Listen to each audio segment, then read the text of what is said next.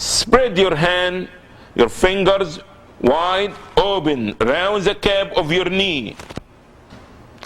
Okay, and ordering the one who prayed badly likewise, saying, when you make ruku', place your palms on your knees, then spread your fingers out, okay, then remain like that until limb takes its proper place. And wait until everything go in its place. Don't go and keep swinging and rushing yourself to go up. You go down for ruku' bound and wait.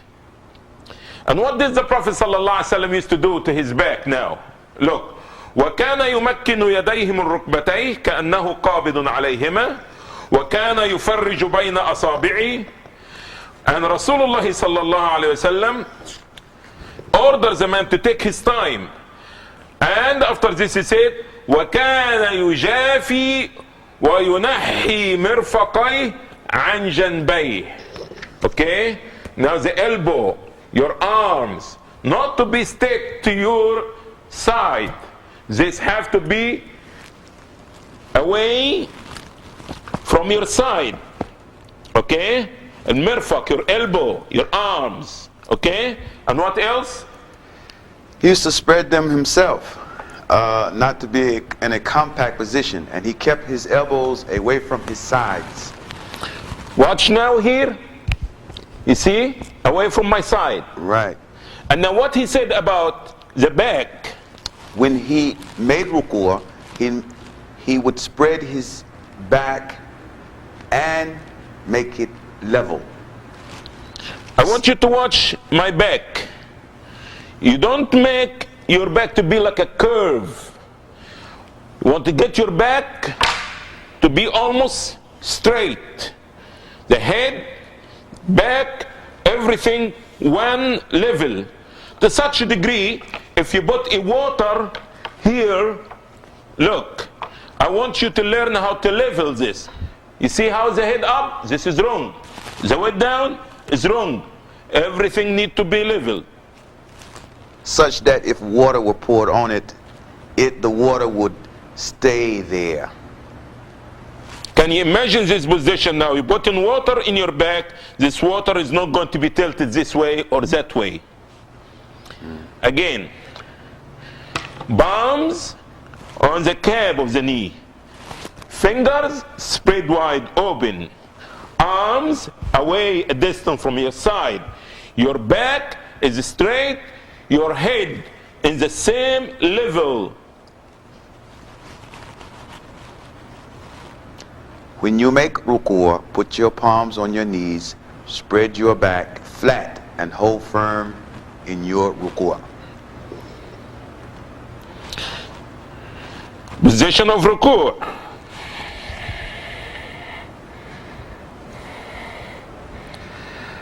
Now the necessity of taking your time in ruku'. وَكَانَ يَطْمَئِنُّ فِي رُكُوعِهِ. And the Prophet ﷺ used to take his time during ruku'.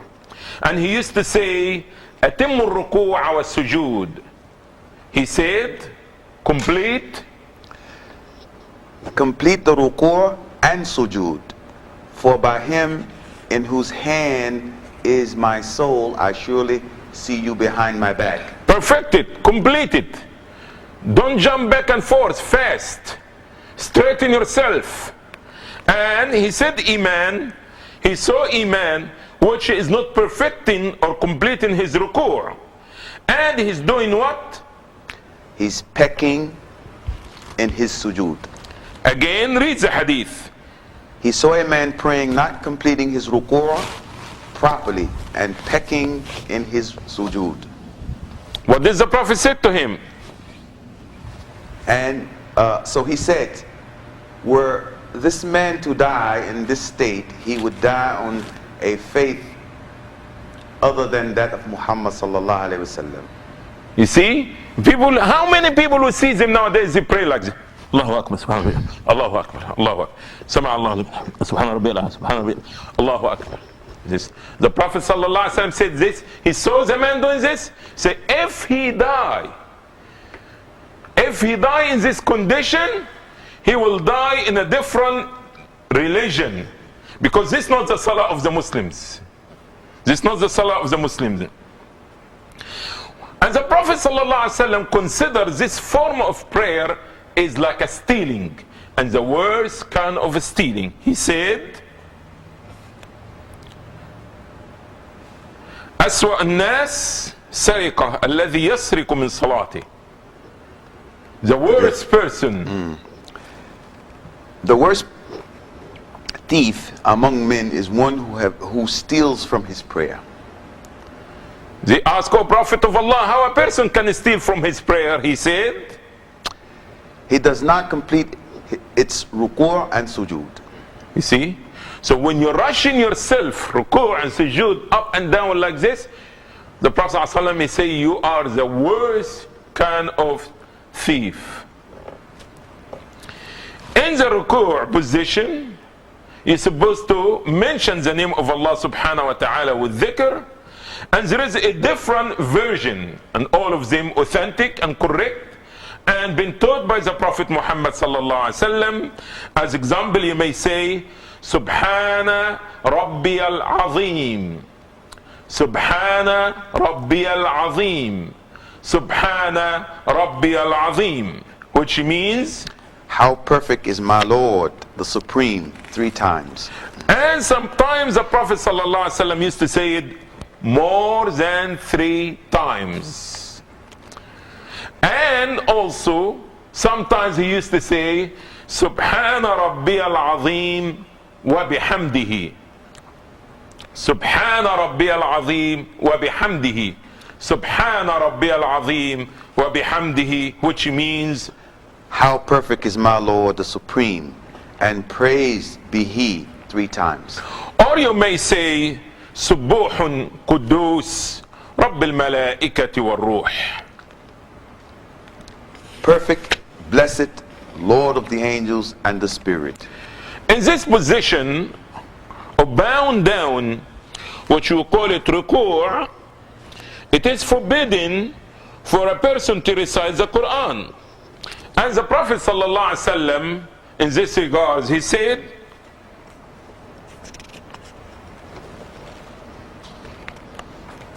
under chapter forbidden recitation of the Quran in bowing down,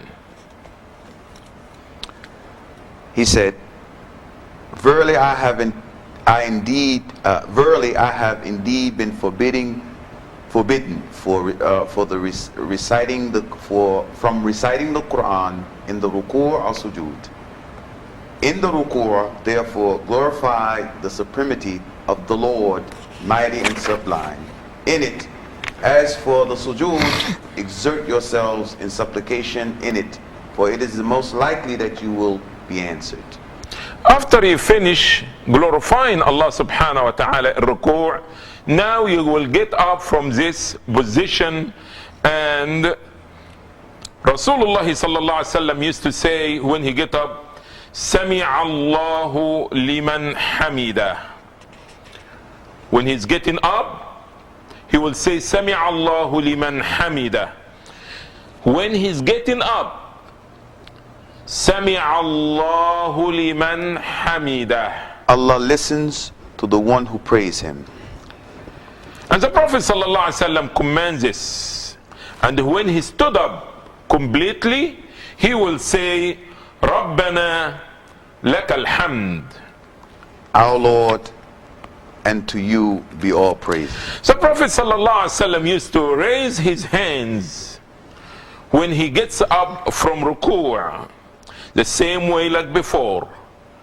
Hands facing the Qibla, fingers is not stretched out, not closed completely to the level of the shoulders. So he will get up from the ruku' and he will say, Sami Allahu liman hamida. And now when he up completely, he will say, Rabbana walakal hamd. The mistakes that some Muslims they do, when the Imam says Sami Allahu liman hamida, they just getting on the up and saying Rabbana walakal hamd. Rabbana walakal hamd supposed to be said after you completely up.